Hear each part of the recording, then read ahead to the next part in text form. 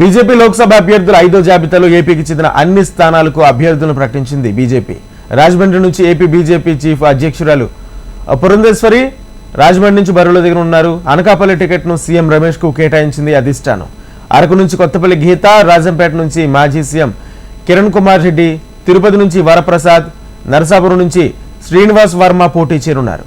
అయితే నిన్న పార్టీలో చేరిన వరప్రసాద్ కు వెంటనే టికెట్ కేటాయించిన బీజేపీ పలువురు సీనియర్లకు మాత్రం నిరాశను మిగిల్చింది. మాజీ ఎమ్మెల్సీ మాధవ్, విష్ణువర్ధన్, జీవీఎల్, సత్యకుమార్ లాంటి కీలక నేతలకు ఏపీలో లోక్సభ టికెట్లు దక్కలేదు. ఇక బీజేపీ టికెట్ ఆశించిన నరసాపురం సిట్టింగ్ ఎంపీ రఘురామకృష్ణంరాజుకు కూడా నిరాశ మిగిలింది. మరోవైపు తెలంగాణలో పెండింగ్లో 2 స్థానాలకు అభ్యర్థులను ప్రకటించింది.